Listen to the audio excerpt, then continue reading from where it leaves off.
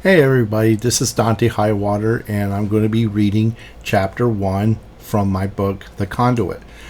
I hope everybody enjoyed the prelude to the book. Like I said, there was a lot of changes, a lot of things, and I'll get into that. What the original characters were and everything. It was it went through a lot.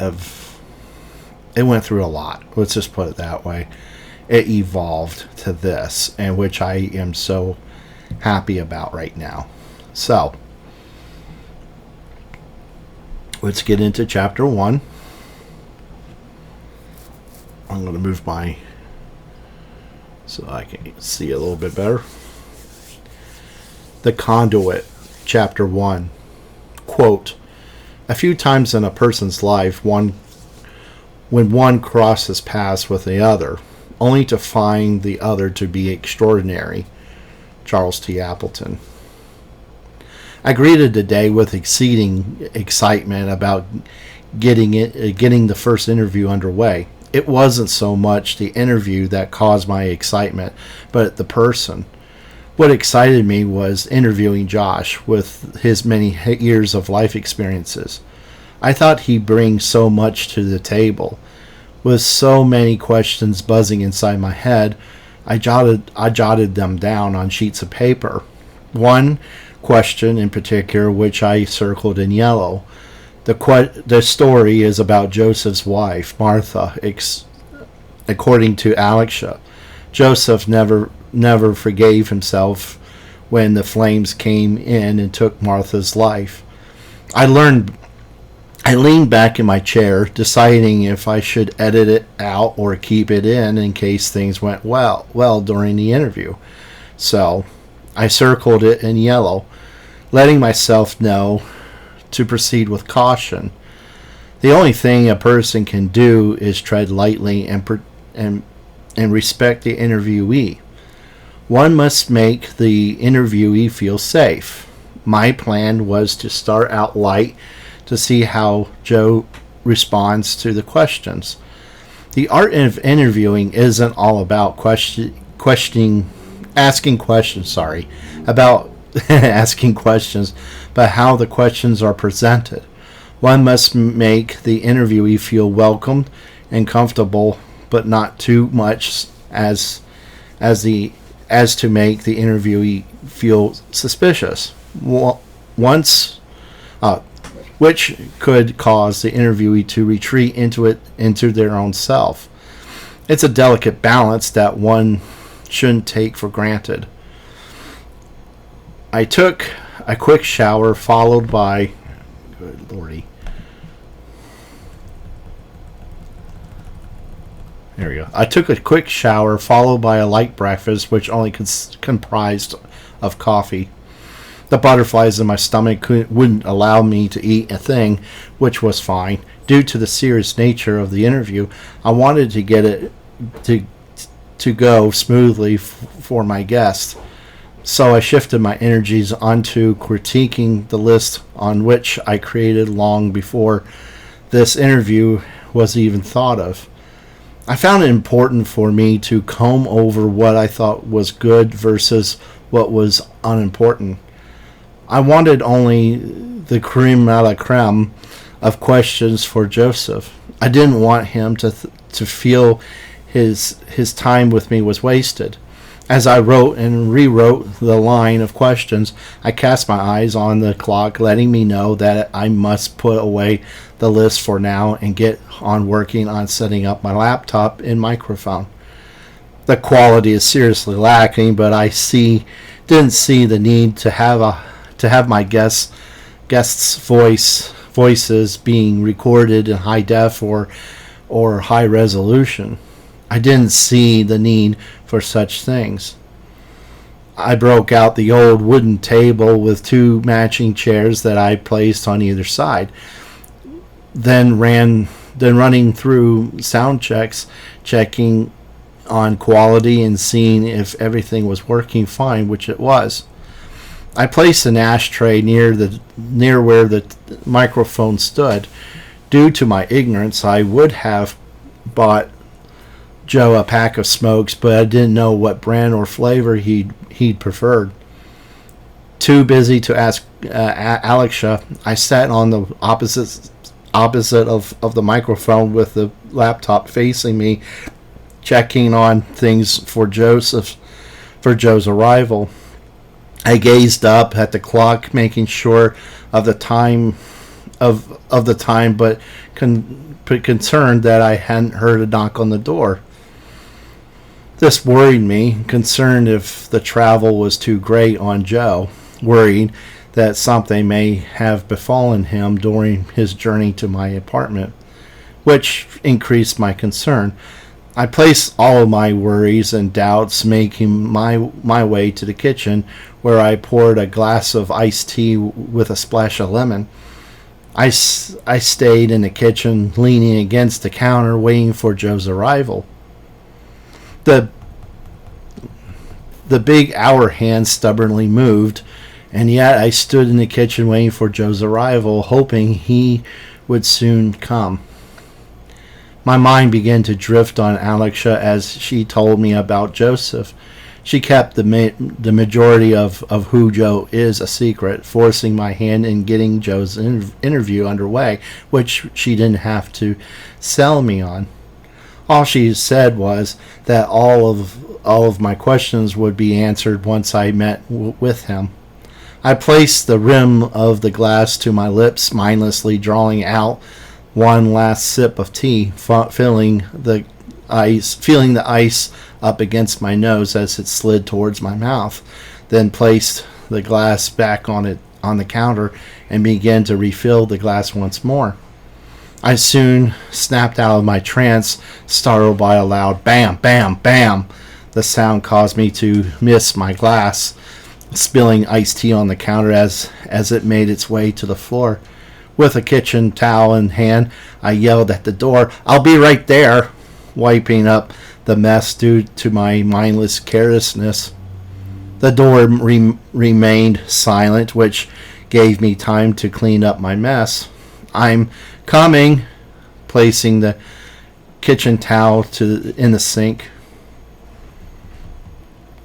In a moment of haste, I grabbed a glass from the cupboard and placed ice cubes in it.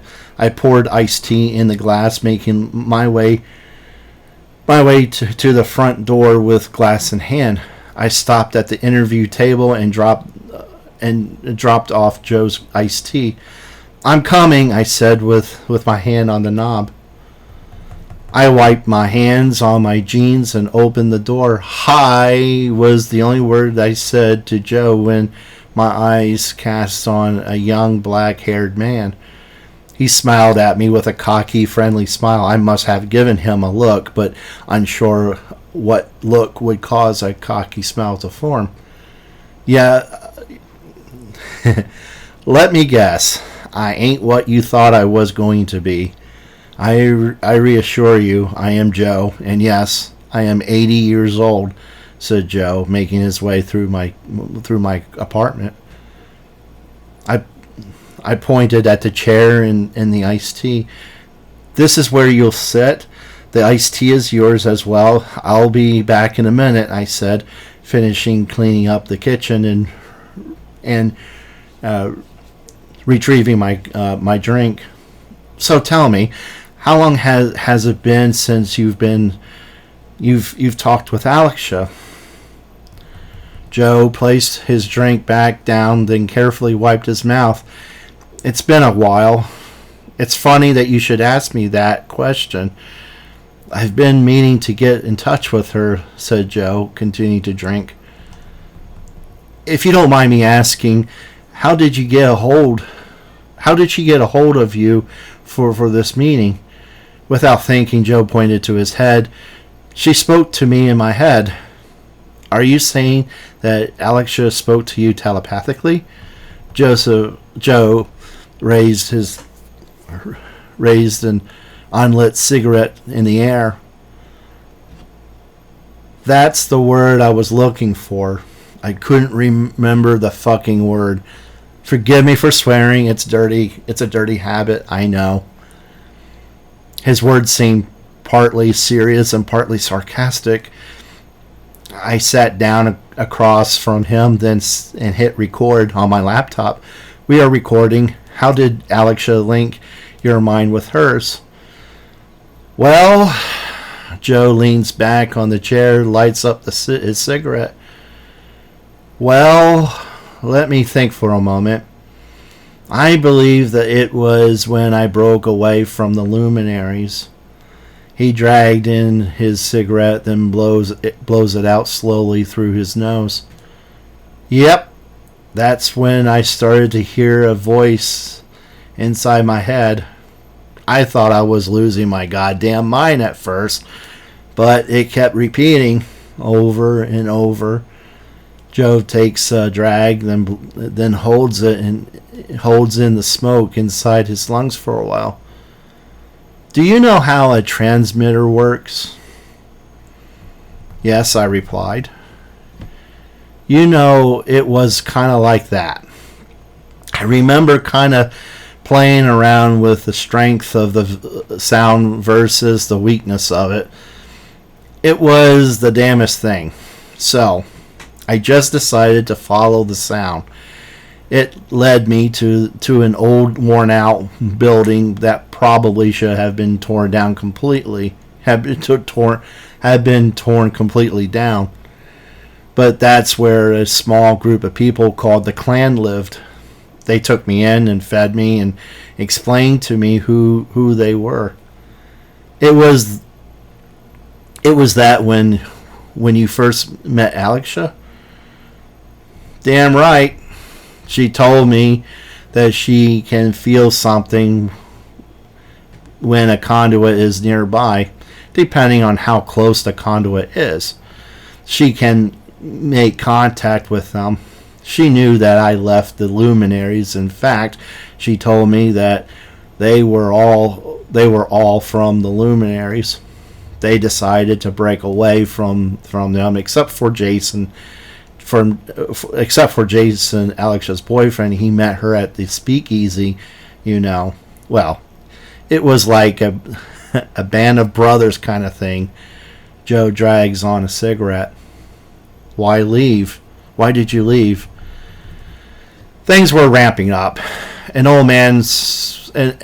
man somewhere in his 70s, wearing a black suit, driving a black car, came to the building. He was accompanied by a beautiful redhead that couldn't be any more than 35 or so. The redhead did all of the talking. She said that she came in peace, but looking for a young man named Bradley. Apparently, an older man named William paid them a visit. Well, that's when Jason said to the woman, it didn't make much sense. Were they after? Oh, I might have to change that. Were they after William or were they? Oh, I see. Okay, were they after William or were they working for William? I have to reword that. Sorry. Jason said to the pretty redhead that William took Bradley and nearly killed him, and nearly killed the Klan in the process. Things got pretty heated after that. I got out of there. Do you remember the names of the two people? No. I believe the redhead's name was Tara. Something pretty like that.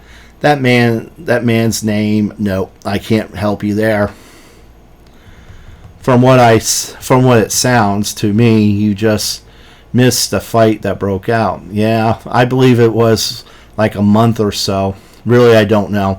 Someone from the Klan told me that William emitted a high-pitched sound that caused everyone to go unconscious, which gave me more reason to leave.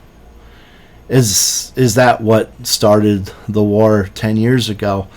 From what I noticed, there were groups of conduits.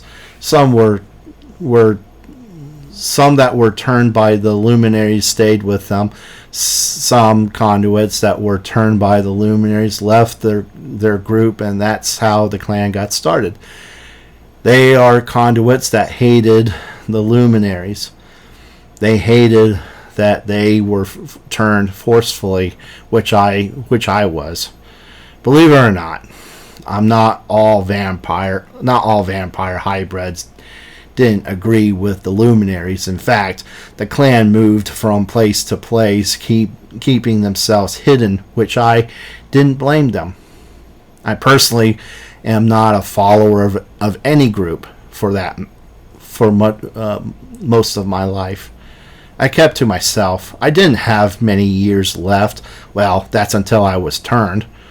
The luminaries were piling up conduits left and right, improving on their numbers, but it didn't matter much. What do you mean? I asked. You can't force anyone to follow a certain group. We all have a choice, and no one can dictate what our choices are. Take me, for example. I didn't like following anyone or a group for that matter. Does that make any sense? I lay back on the chair, taking all that Joseph said. Yeah, I can relate. I used to belong to a Catholic church. I became a monk at the age of 18. I broke away so I can classify the conduits to share with others like us that they aren't alone. You see, you get it. At the heart of everything, we are only human. We just have extra abilities to us, that's all. Let's switch gears a bit. What's your occupation? Joe takes a long drag, then lays it out on the ashtray. I've been homeless for the remainder of my life. Before I was turned, I was married and had a job at a factory. The factory was plastics. Whatever it was, we made it. It stunk to high hell, but it paid decently. My wife died somewhere in my late 40s. That's when I got locked away in a nervous hospital. Well, that's what I called it anyway. Doctor said I had a nervous breakdown, whatever the hell that means. I went blind in my 60s due to diabetes.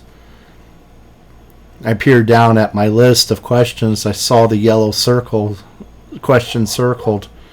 Can you tell us how you knew that you were a conduit? Joseph looked at me as if he knew something, then takes the cigarette from the tray. I feel that you're leaving something out, he said. There is, but it can wait. How old were you when you found out about being a conduit? Joe takes a drag.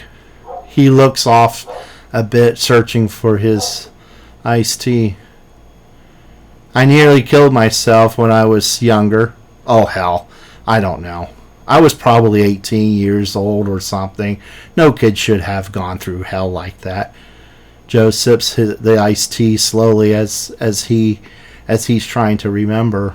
Or maybe he's unsure if he should say anything at all. I was nearly 9 when it happened. 9 years old. That's when I saw my dead grandmother. It's like what you hear in ghost stories.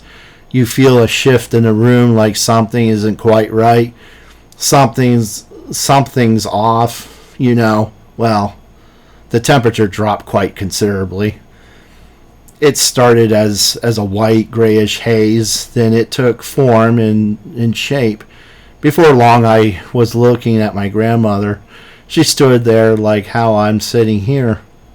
The only time I could see through her is when she passed by my window. That's when I saw her skull looking at me. When she walked away from the moonlight, she was my grandmother again. It was the most fucked up thing that I've ever seen in my life. She told me a message. It was for my father.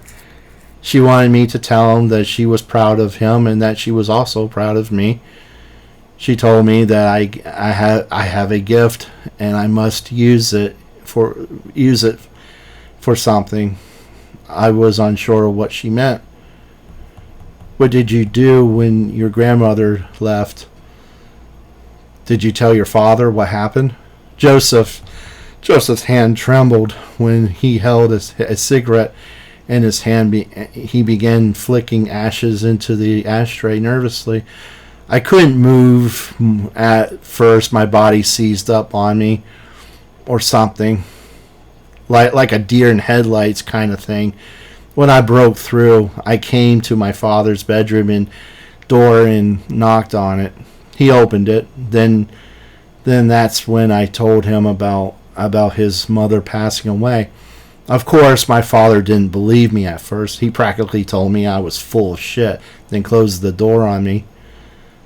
There wasn't anything more I could do but go back to bed. Of course, I didn't sleep. I couldn't. All I could think about is seeing my grandmother as a ghost, hearing her lifeless voice talking to me. Minutes later, I saw a light under my bedroom door. It was my father's footsteps making their way to the kitchen where our telephone is. I knew what he was doing. He was calling Grandma, but she wasn't answering. That's when I heard him calling the police where she lived. He wanted someone to go over there to check on her.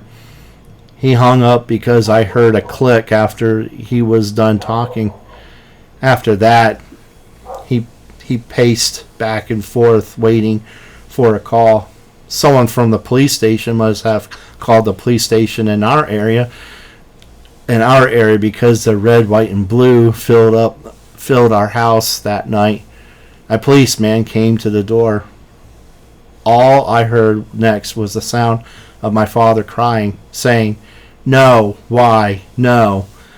I stayed in my room until mourning the loss of my grandmother. I hit the record button and stopped. I did it out of respect for Joseph. I stopped recording. Do you want to take a break? Joseph took a short puff from his cigarette and blew it out. Why the fuck for, son? That story is older than you are alive. I may not look 80, but I am. I made peace with it, with what happened. There's no going back now. What's done is done. Now, hit record on that device and let's continue. Joseph's response shocked me a bit. I didn't know if I was to laugh or cry. He's right. A boy that age shouldn't see such things, but that's life as a conduit. My finger pressed record. We're now recording. Please continue. What would you like to hear? Joseph asked, sipping iced tea. You said that you nearly killed yourself. Can we talk about that? Sure, but there's not much to talk about. We made you. I'm sorry. We made. What made you go through with it? What stopped you? Things were quiet for a while after I saw my grandmother's spirit. I nearly didn't think much about it. I've heard stories of people seeing loved ones sitting on their beds and saying their goodbyes for one last time, but that doesn't mean that they are conduits. It's like the saying goes, Sometimes sun shines on a dog's ass once in a while, or something like that. But it doesn't mean that they are gifted. Not like how we are. There's so much in this world that we just can't comprehend, which is good. It reminds us that we are still human. It started to ramp up again when I turned much older. I believe I was 16 when I heard whispers that came from the shadows in the darkest places. I referred to it as the dark places. The dark places terrify me to the point I was wetting my bed. I didn't want to get up and use the toilet, afraid of what I might bump into. At the age of 18, the voices grew louder. I couldn't take it much longer. There's another saying: if you can't beat them, join them. And there was a reasoning behind it. I felt if I became the thing that scares me, then I'll find peace. Joe looks up at me for a moment. I wasn't sure what to say to Joe. I asked if everything was okay. Are you okay? Are you in need of anything? I asked. He shook his head slightly at me for a bit. No, I'm fine. I'm just thinking, that's all. I always wondered what would happen if I actually died. Some say when one commits suicide, they go to hell. Would I find peace in death? I wonder. The voices grew so loud that I took a rope and made a noose. I walked down the dirty steps to the cellar, feeling free, feeling that this was going to be my last time going down these steps. The last time I'll ever be afraid. Then I reached the bottom. My feet hit the cold, hard cement floor. I threw the rope around the beam, then tied it off at the foot of my father's workbench. All there was the noose that I created, the noose that I thought would free me from the voices that kept me up at night. I slid an old wooden box and placed it underneath. The wooden box stood vertical, making it easy for me to kick it from underneath. I grabbed a chair and held onto the noose as I carefully stood on the small part of the box. The rope groaned with the weight as I now looked down as I stood on the box. I slipped the noose over my head and secured it around my neck. I pulled hard, feeling the noose tightening up. I rocked the standing wooden box until it fell onto the ground with a great thud. I hung there, hearing the groans of the rope in the beam that is now holding my weight. I looked just before the beam broke. I woke up at the hospital. My father found the noose around my neck with minor rope burns and rushed me to the ER. Doctors scolded me for doing such a stupid thing, which they were right, of course. I saw a shrink for a year. Did you learn anything from it? Yeah, I learned that suicide was a stupid thing for me to do. It's also downright selfish. I put my father through hell when he saw me unconscious. I cried and told my father that I was sorry, but never told him of the reasons why I did it. That part I kept to myself. Why didn't you tell your father that you were a conduit? Because he wouldn't have believed me. Other reasons why I felt trapped and scared. I didn't have anyone to talk about this to. In time, the conduit side of me started to come easier and easier to control. The teenage years were a bitch, though. The gift matures when as with you as you get older, which makes it easy. I saw the worry in Joe's eyes, and I remembered that Alex had said to me pertaining to his wife. She died in a terrible fire that may or may have not been Joe's fault. I found Joe being forthcoming with questions I asked him. I wondered if he would if I should ask him about his wife. If you don't want to talk about this, I'll understand. Alex had told me about your wife. Is there anything you want to say about your wife? She was my best friend. She was my only friend, and I killed her. Did you want to get it off your chest? Joe picks up the glass of iced tea and swirls it, letting the ice bang onto the sides of the glass. With a deep, hearty sigh, he shakes his head. Yes, I'll talk about my wife, Martha. They say your loved ones aren't truly dead as long as you remember them. Her acts of kindness are a reflection of who God is, which is forgiveness, and Martha showed her forgiveness to me when she came back from the grave. She kept me alive when I was old, weak and blind. I want to honor her memory by telling everybody how she kept me alive after all these years. Joe sloshed the glass, then began to drink his iced tea. I got up and walked to the kitchen and brought out a pitcher. I refilled Joe's glass. He smiled and nodded his head towards me in a simple thank you. I was in a hospital for mental patients. My mind wandered off when my wife died. I came home drunk one day. My wife had her third miscarriage, and she was in bad shape. So much so that I didn't want to go back home from the factory. I hung out with the guys at work. I threw back a few beers and staggered to my trailer.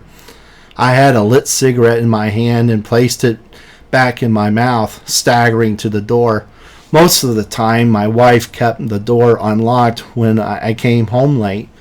The neighbors always looked out for Martha, especially when she had her third miscarriage. Martha couldn't stop crying. When she stopped, she slept most of the day anyway. I'm sorry. She lost so much weight due to not eating. I was at the end of my rope. I couldn't take it anymore. So I got drunk one night. I fell on the couch with a lit cigarette in my hand. Tony was the one that saw the fire started and dragged me out of the trailer. But it was too late for my wife. The last time I saw her alive was when she banged on the bedroom window. I saw the flames engulfing her.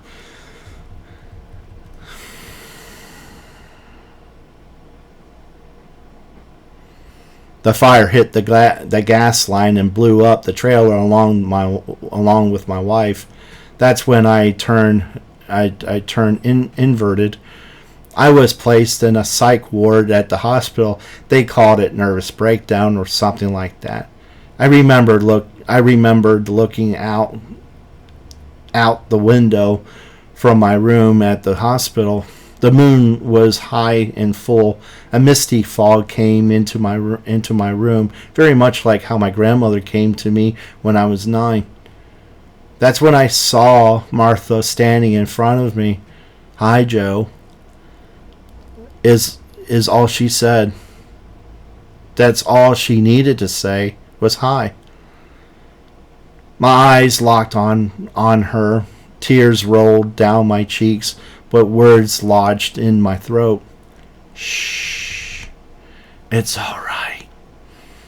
I'm at peace now, Joe.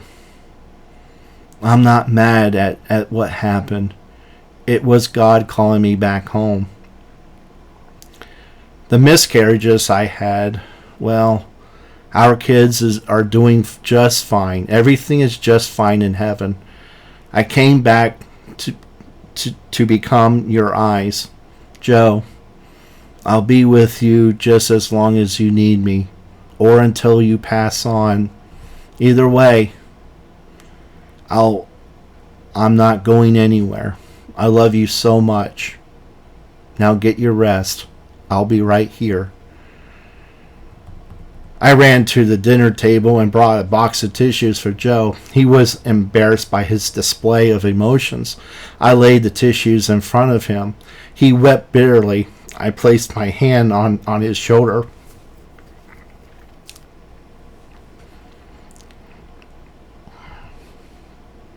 This part is so hard.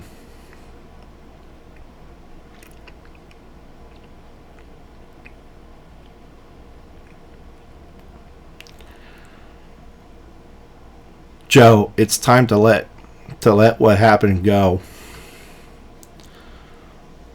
Martha forgave you. You must forgive yourself. She loves you. You said it yourself. Joe looked straight into my eyes. His eyes were red from crying. I wanted to die. When the luminaries came to me, I said my goodbyes to Martha for the day. I found a sleeping bag from one of my trash runs I used to do. Sounds of boots hitting the water puddles during a long overdue rainstorm. I yelled out. I couldn't see a goddamn thing. I yelled, but there was no answer. All that I can remember was the massive man putting his hands on me. He bit down hard. Blood spurted everywhere. The man knew who I was in some way. He knew that I was a conduit because before he bit me, he said that I knew things that no sighted person knows of. He told me that he was giving me a gift. Bull fucking shit. Bullshit to that.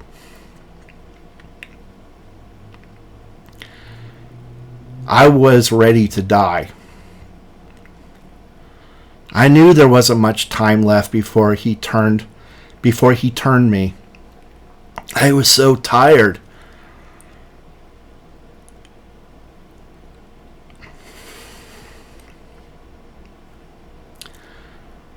I was 70 years old.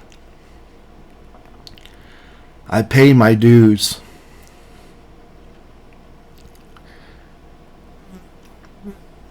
And now, look at me. I'm starting life all over again. What the fuck?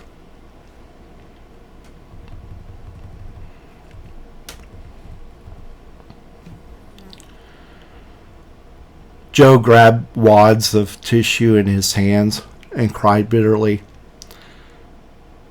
I left him alone to his grieving. I pressed stop on the laptop. I waited for Joe to stop crying.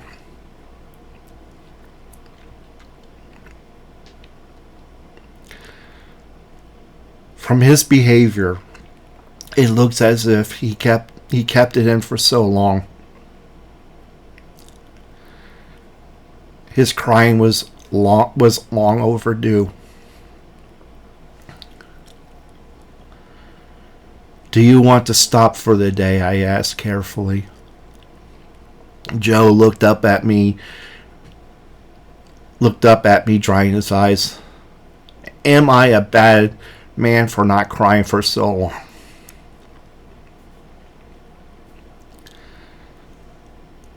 What kind of man am I that I wouldn't cry over the death of my own wife? He continues to wipe his eyes. We aren't recording anymore. The bathroom is right behind you. Why don't you splash water on your eyes? Let's take a break, I said.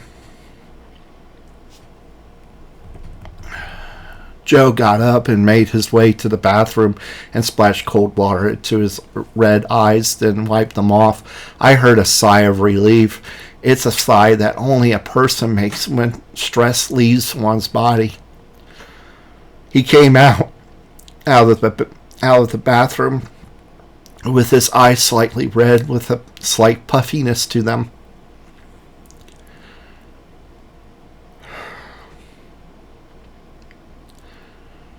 Joe didn't look at me for a moment, still embarrassed by his display of emotions that he kept for so long.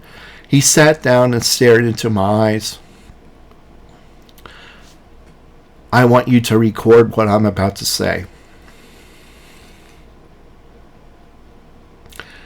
This is important for any conduit to know. It's important if a conduit wants to be turned or thinking about being turned. This is the story of my transformation.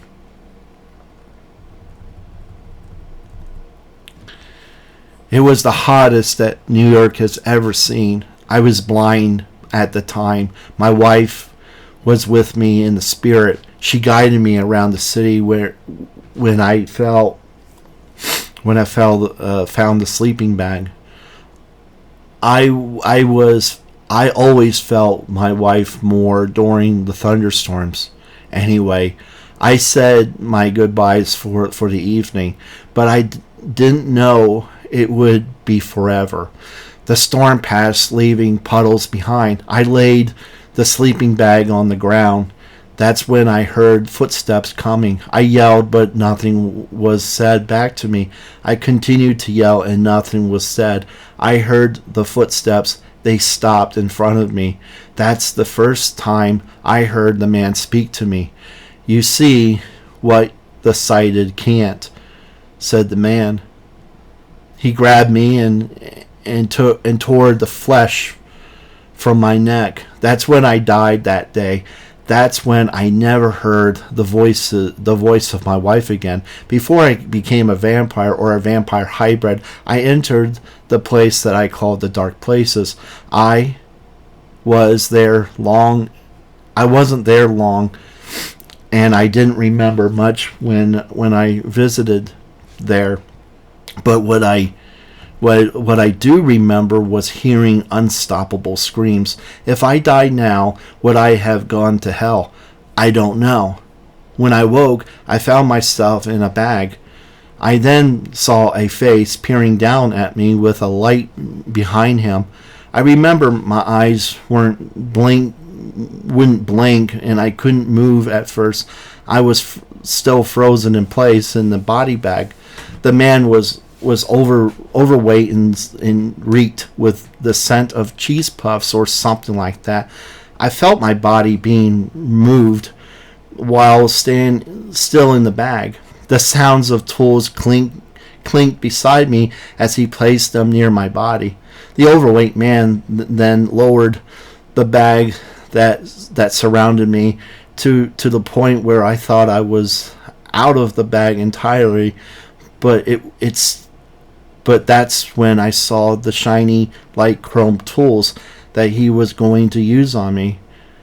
Most people didn't know what an autopsy entails, which starts with an incision called a Y incision. It makes it easier for the pathologist to root around in to check the cause of death. The smell of chemicals and blood, along with feces, urine, and all in disgusting swirl. My first sense to grew keener was my sense of smell. The blood that I smelled was the smell of the blood that I smelled was the smell of the pathologist. I slightly turned my eyes. Beside me was an electric saw. Still, my limbs weren't able to move. I couldn't scream or tap my fingers on one of the instruments, letting someone know that I'm still alive.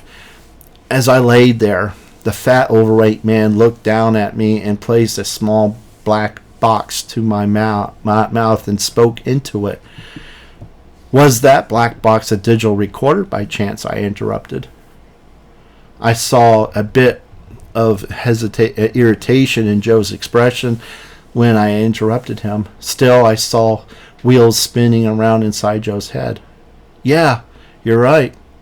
That's what it was. It was a recorder because he was speaking into it. He was recording all that he was about to do. He said my name, and I guessed at my age, which he was right about. I started to move a little when his back turned to me. When he faced me, he looked shocked to see me in a different position. He waved his hand over my face, looking for a response, then laughed nervously, continuing slowly. I was beginning to regain movements in my legs and arms. Rigor mortis loosened its grip. I closed my mouth slightly. The overweight man startled to see more new changes in my appearance. He slowly raised my arm up, then dropped it to my side. To his shock, my arm was palatable, easy to move. That's impressive. That's impossible, he said, moving away from me. Something deep inside my chest, I felt a beat. It wasn't a strong beat. The pain grew unbearable, but blood started to recirculate in my veins. My blood was thick, causing unspeakable discomfort. I raised my arm that at the man. Oh, wait a minute. I raised my arm that the man touched. I looked at it for a moment. It went from a bluish white back to a normal shade of color, a color that shows that you're alive. I began to sit up. The overweight man tripped over himself, making his way to the door. The only thing on my mind was to feast, to drink, to feel the salty, warm, fresh blood in my mouth. I never in my life felt the need to feed as I did that day. I perched myself like a keen animal, looking at a man on the floor getting up, seeing him as a prey. Looking past his direction, I leapt past him, cutting him off from the door. He looked at me with so much fear. I heard the beating of his heart. It was so loud that I could dance to it. The beating caused saliva to drip from my fangs. Pain grew. Blood dripped from where my fangs penetrated from my gums. With a quick blow to his head, he fell to the floor. I feasted on him. The more I drank, the more I remembered certain things, but some things still remain a mystery to me, which is okay. The more I drank, the more I became stronger than before. I saw a large venting system. I was more animal than human. With my newfound strength, I ripped open the cover to the vent, crawling to freedom.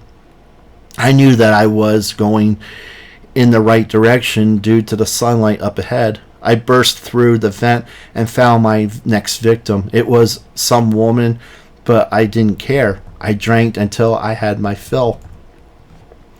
I listened to Joe's story of his transformation. I saw in his eyes that he liked the other side of himself. He liked the feeling of power over someone else as he drank, but I also saw the look of remorse all mixed together. Did you feel guilty? Did you feel guilty drinking blood from people that happened to be at the wrong place at the wrong time? Joe placed his hand over his face. Yes, I felt guilty. I wondered if that woman that I dug my fangs into lived or died, or perhaps turned. The overweight man at the hospital was dead because I broke his neck when I hit him. But what scared me the most is that I enjoyed the monster. I enjoyed the power that I had over that person for a moment. After my change, I never saw my dead wife again. I didn't know if that's a good thing or a bad thing, but Martha said she would be with me until I didn't need her anymore, so I felt it was a good thing. I slid my finger to the stop button and pressed it. We aren't recording anymore. I'm thinking that we can call it a day, or we can take an hour lunch. It's up to you. Joe thought for a moment and looked at me and at the clock hanging on the wall. I can keep talking if you want. I'll take an hour lunch. It feels good to talk about what's been inside me for so long. Thank you for interviewing me. We both got up and shook hands. I thanked him for showing up to the interview. He smiled and walked out the door. As Joseph left my apartment, I felt a great weight lifting from him as I slumped into the chair. The clock on the wall now reads 1:30 p.m., which gives me time to get something to eat and drink, and I knew the place. I made my way to Tony's Pizza and Sub Shop. I laid my laptop and plugged in my headphones, transcribing what Joe said in the interview. Tony's Pizza was busy that day while I ate my sub and drank my soda. I was engrossed in my work when I happened to look up. Everyone was staring at the TV. I looked to see what was happening. A policeman came to the microphones and made a statement. We are doing the best that we can. We found the bodies a few hours ago, but we are moving as fast as we can, said the officer. Are these killings from what happened 10 years ago? Do you think that the likings are responsible for these killings? Shouted the reporter. We don't have all the evidence to point fingers. As I said, we are learning as we are going along. Hi, I'm from WCMP radio. There are talks that the bodies were found were in fact skinned alive. Do you have any comment on that? When we got the call, we were told that there was a foul odor of some kind. When we arrived at the scene around 11 a.m. this morning, we found 3 individuals hung upside down by their feet. That's all that I can say about it. Sorry, said the officer. I looked down, feeling a vibration. It was Joe. He sent me a text message saying, "Are you hearing about this? 3 men possibly skinned alive?" I typed back with great haste, "Yeah. Hey, meet me back at my apartment. Don't rush yourself. Just get here as soon as you can." I can't. The police just started sealing off the area. Hey, look into a group that calls themselves the Coven. The Coven? I asked. Then silence. I slid my phone into my back pocket and grabbed my laptop. I played everything inside my head over and over, repeating what the officer said. Then it hit me. Could the killer be a conduit? Walking quickly to my apartment building, I felt uneasy. What's going to happen to us when they find out that a conduit is responsible for the senseless killings?